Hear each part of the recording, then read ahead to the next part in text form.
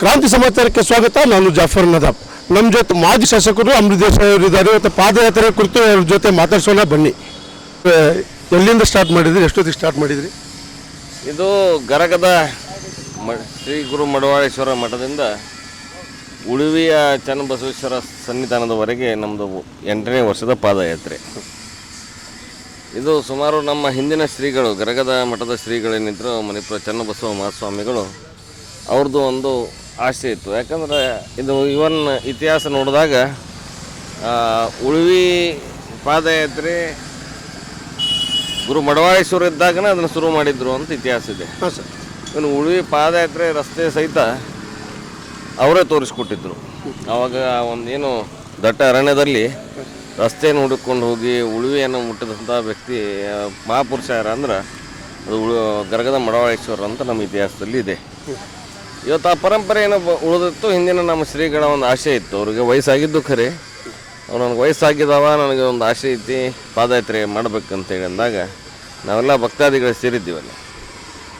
ಅದು ನಂಗೆ ನಡೆಯೋಕ್ಕಾಗೋದಿಲ್ಲ ಅಂತ ಅಂದ್ಬಿಟ್ರೆ ನೀವು ನಮಗೆ ಆಶೀರ್ವಾದ ಮಾಡಿರಿ, ನಿಮ್ಮ ಪರವಾಗಿ ನಾವು ಈ ಕಾರ್ಯಕ್ರಮವನ್ನು ನಡೆಸ್ಕೊಂಡು ಹೋಗ್ತೇವೆ ಅಂಥೇಳಿ ಅವ್ರಿಗೆ ಮಾತು ಕೊಟ್ಟಿದ್ದೀವಿ.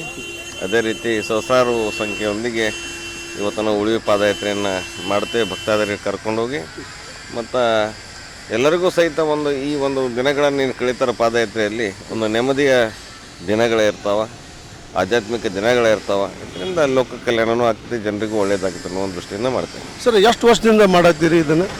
ಇದು 8ನೇ ವರ್ಷದ ಪಾದಯಾತ್ರೆ. 2017ರಿಂದ ಮಾಡ್ತಾಯಿದ್ದೇವೆ.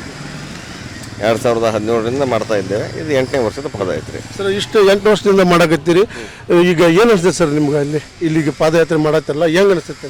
ಇದ್ರಾಗ ಏನು ನೆಮ್ಮದಿ ಇರ್ತೈತಿ. ಮುಖ್ಯವಾಗಿ ಇದು ಆಧ್ಯಾತ್ಮ, ಇದು ರಾಜಕೀಯ ಪಾದಯಾತ್ರೆ ಅಲ್ಲ, ಯಾವುದೇ ಲಾಭಕ್ಕಾಗಿ ಮಾಡುವಂಥ ಪಾದಯಾತ್ರೆ ಅಲ್ಲ.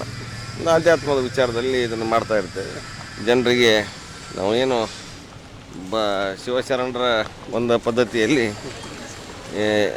ಜೀವನವನ್ನು ಮಾಡುವಂಥ ಜನ ನಾವು. ಬಸವಣ್ಣವರ ತತ್ವದಲ್ಲಿ ವಿಶ್ವಾಸವನ್ನು ಇಟ್ಟುಕೊಂಡು, ಅವ್ರ ವಚನದಲ್ಲಿ ವಿಶ್ವಾಸವನ್ನು ಇಟ್ಕೊಂಡು ಜೀವನ ಮಾಡುವಂಥ ಜನ. ಇವತ್ತು ಇದರಲ್ಲಿ ದಾಸೋಗ ಆಗುತ್ತೆ. ಈಗೇನು ಜನರು ಹಿಂಗಾರಿ ಬಿತ್ತಿ ಎಲ್ಲ ಕೆಲಸ ಕಾರ್ಯಗಳನ್ನ ಮುಗಿಸ್ಕೊಂಡು ತಮ್ಮ ಒಂದು ರೆಸ್ಟ್ನಾಗಿರ್ತಾರೆ ಈ ರೈತರೆಲ್ಲ. ಒಂದು ಧಾರ್ಮಿಕ ಯಾತ್ರೆ ಮಾಡೋಣ ಅಂತ ಎಲ್ಲರೂ ಕೂಡ ಮಾಡಿದ್ದೈತೆ. S, thank you. ಇದಿಷ್ಟು ಮಾಜಿ ಶಾಸಕರ ಮನದಾಳದ ಮಾತು ಆಗಿತ್ತು. ಕ್ಯಾಮ್ರಾ ಪರ್ಸನ್ ಉಮೇಶ್ ಜೊತೆ ಜಾಫರ್ ನವಾಬ್, ಕ್ರಾಂತಿ ಸಮಾಚಾರ, ಧಾರವಾಡ.